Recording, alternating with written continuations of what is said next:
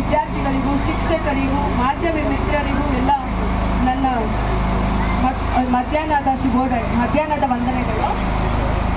ಇವತ್ತು ಏನು ಸಂವಿಧಾನ ಜಾಗೃತಿ ಜಾಥಾ ಅಂತ ಮಾಡ್ತಿದ್ದಾರೆ, ಅದು ಎಲ್ಲರಿಗೂ ಸಂವಿಧಾನ ಅಂದರೆ ಏನು, ಸಂವಿಧಾನದ ಅರಿವು ಮೂಡಿಸೋದಕ್ಕೋಸ್ಕರ ಮಾಡ್ತಾ ಇರೋ ಜಾಥಾ ಇದು. ಇವಾಗ ಇಲ್ಲಿ ತುಂಬ ಜಾಸ್ತಿ ಸಂಖ್ಯೆಯಾಗಿ ವಿದ್ಯಾರ್ಥಿಗಳೇ ಪಾಲ್ಗೊಂಡಿದ್ದೀರಾ. ಸಂವಿಧಾನದ ಬಗ್ಗೆ ನಾನು ಇದೇ ಗಣರಾಜ್ಯೋತ್ಸವ ದಿನದೂ ಮಾತಾಡಿದೆ. ಇವತ್ತು ಈ ಅವಕಾಶ ಸಿಕ್ಕಿರೋದಕ್ಕೆ ನಾನು ಚಿರಋಣಿಯಾಗಿರ್ತೀನಿ. ಸಂವಿಧಾನ ಬರ್ತಿರೋದು ಯಾರು ಅಂತಂದರೆ ಡಾಕ್ಟರ್ ಬಾಬಾ ಸಾಹೇಬ್ B.R. ಅಂಬೇಡ್ಕರ್ ಅವರು 1949 ನವೆಂಬರ್ 26ರಂದು ನಮ್ಮ ಸಂವಿಧಾನ ಅಂಗೀಕಾರಗೊಂಡಿತ್ತು. ಅದರ ಜಾರಿಗೆ ಬಂದಿದ್ದು ಜನವರಿ 26, 1950. ಅದು ಸಂವಿಧಾನ ದಿನ ಅನ್ನೋದಲ್ಲದೆ ನಾವು ಗಣರಾಜ್ಯೋತ್ಸವ ದಿನ ಅಂತ ಆಚರಿಸ್ತಾ ಇದ್ವಿ. ಆದರೆ ಇವಾಗ 2015ರಿಂದ ನಾವು ಸಂವಿಧಾನ ಅಂಗೀಕಾರ ಆಗಿರೋ ದಿನನೇ ಸಂವಿಧಾನ ದಿನ ಅಂತ ಆಚರಿಸ್ತಾ ಇದ್ದೀವಿ. ಯಾವಾಗ ಸಂವಿಧಾನ ದಿನ ಆಗಿರೋದು? ನವೆಂಬರ್ 26. 2015ರಿಂದ ನಾವು ನವೆಂಬರ್ 26ನ ಸಂವಿಧಾನ ದಿನಾಚರಣೆ ಅಂತಲೇ ಆಚರಿಸ್ತಾ ಇದ್ದೀವಿ. ನಮಗೆ ಇದು 1949 ಮುಂಚೆ 1927ರಲ್ಲೇ ಸಂವಿಧಾನ ಬರೀಬೇಕು ಅಂತ ನೆಹರು ಅವರು ಮುಂದಾದ್ರು. ಸೊ ಅವಾಗಿಂದ ಶುರುವಾದ ಜಾಥಾ ಇದು. ಅಂದರೆ ಸಂವಿಧಾನ ಬೇಕು, ಏನಕ್ಕೋಸ್ಕರ ಸಂವಿಧಾನ ಮಾಡಿದ್ದೀವಿ, ಸಂವಿಧಾನ ಏನಕ್ಕೆ ಅವಶ್ಯಕತೆ ಇದೆ ಅಂತಂದರೆ ನಮ್ಗೆ ಹಡಗು ಮುಂದೋಗ್ಬೇಕಂದ್ರೆ ನಾವಿಕ ಎಷ್ಟು ಮುಖ್ಯ, ಅದೇ ಥರ ನಮ್ಮ ದೇಶದಲ್ಲಿ ನಾವು ಪ್ರಜೆಗಳಾಗಿರ್ಬೇಕಂದ್ರೆ ಸಂವಿಧಾನ ಅಷ್ಟೇ ಮುಖ್ಯ. ನಮಗೆ ನೀತಿ, ನಿಯಮ, ಕಾನೂನು ಚೌಕಟ್ಟು ಇದ್ರೆ ಶಿಸ್ತುಬದ್ಧವಾಗಿ ನಮ್ಮ ಜೀವನ ನಡೆಯುತ್ತೆ.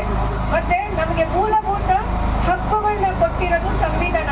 ಈಗ ಸರಿ ಹೇಳಿದಂಗೆ ಇವತ್ತು ನಾನು ಇಲ್ಲಿ ನಿಂತು ನಿಮ್ಮ ಮುಂದೆ ಮಾತಾಡ್ತಾ ಇದ್ದೀನಿ ಅಂದರೆ ಅದಕ್ಕೆ ಕಾರಣ ಸಂವಿಧಾನ. ಸಮಾನತೆಯನ್ನು ಕೊಟ್ಟಿದೆ. ಇಲ್ಲಿ ಪುರುಷ ಸ್ತ್ರೀ ಅನ್ನೋ ಭೇದ ಭಾವ ಇಲ್ಲ, ಜಾತಿ ಮತ ಅನ್ನೋ ಭೇದ ಭಾವ ಇಲ್ಲ. ನಮ್ಮ ದೇಶ ಹೆಂಗಿದೆ ಅಂದರೆ ಹಲವಾರು ಸಂಸ್ಕೃತಿ ಇದೆ, ಹಲವಾರು ಧರ್ಮಗಳಿದೆ, ಹಲವಾರು ಜಾತಿ ಎಲ್ಲ ಇದೆ.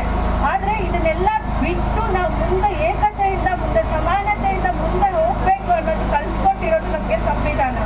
ಇವತ್ತು ಸಂವಿಧಾನದಲ್ಲಿ ಮೂಲಭೂತ ಹಕ್ಕುಗಳು ಅಂತ ನಮಗೆ ಎಷ್ಟು ಇದಿದೆ, ಅದೇ ರೀತಿ ಮೂಲಭೂತ ಕರ್ತವ್ಯಗಳು ಅಂತಲೂ ಇದೆ. ಮೂಲಭೂತ ಕರ್ತವ್ಯಗಳನ್ನ ಪಾಲಿಸೋದು ನಮ್ಮೆಲ್ಲರ ಹೊಣೆ ಆಗಿದೆ. ಮತ್ತೆ ನಮ್ಮ ಇಡೀ ಜಗತ್ತಿನಲ್ಲೇ ಅತಿ ದೊಡ್ಡ ಲಿಖಿತ ಸಂವಿಧಾನ ಅಂದ್ರೆ ನಮ್ಮ ಭಾರತೀಯ ಸಂವಿಧಾನ. ನಮ್ಮ ಭಾರತೀಯ ಸಂವಿಧಾನದಲ್ಲಿ 1,17,369 ಪದಗಳು ಬರೆದಿದೆ. ಮತ್ತೆ ಅದನ್ನ ಬರ್ತಿದ್ದು ಯಾವುದು ಟೈಪಿಂಗ್ ಅಲ್ಲ, ಇನ್ನೊಂದು ಪ್ರಿಂಟೆಡ್ ಸಂವಿಧಾನ ಅಲ್ಲ. ನಮ್ಮ ಹತ್ರ ಇರೋ ಒರಿಜಿನಲ್ ಸಂವಿಧಾನ ಇರೋದು ಲಿಖಿತ ರೂಪದಲ್ಲಿದೆ. ಅದು ಇವತ್ತಿಗೂ ಚೆನ್ನಾಗಿ ಅಂದ್ರೆ ಸುರಕ್ಷಿತವಾಗಿ ಸಂಸತ್ ಭವನದಲ್ಲಿ ಇಟ್ಟಿದ್ದಾರೆ. ಇವತ್ತು ಅದನ್ನ ಎಕ್ಸಿಬಿಟ್ ಮಾಡಿದ್ದಾರೆ. ಅದನ್ನ ಇವತ್ತು ನಾವು ಹೋಗಿ ನೋಡ್ಬೇಕಂದ್ರೆ ಸಂಸತ್ ಭವನದಲ್ಲಿ ಹೋಗಿ ನೋಡ್ಬೋದು. ಅದು ಅತಿ ದೊಡ್ಡ, ಜಗತ್ತಿನಲ್ಲೇ ಅತಿ ದೊಡ್ಡ ಸಂವಿಧಾನದ ಲಿಖಿತ ಆಗಿದೆ.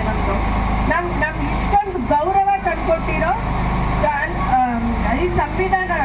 ಆದರೆ ಈ ಸಂವಿಧಾನದಲ್ಲಿ ಹಲವಾರು ದೇಶಗಳ ಕಾಂಪೊನೆಂಟ್ಸ್ ಇದೆ. ಅಂದರೆ ರಷ್ಯಾ ಆಗ್ಬೋದು, ಅಥವಾ ಅಮೆರಿಕ ಆಗ್ಬೋದು, ಅಥವಾ ಜಪಾನ್ ಆಗ್ಬೋದು, ಎಲ್ಲ ಕಡೆಯಿಂದ ಎಲ್ಲ ಒಂದೊಂದು ಕಾಂಪೊನೆಂಟ್ನ ತಗೊಂಡು ನಾವು ಸಂವಿಧಾನ ಅಂತ ಮಾಡಿದ್ದಾರೆ.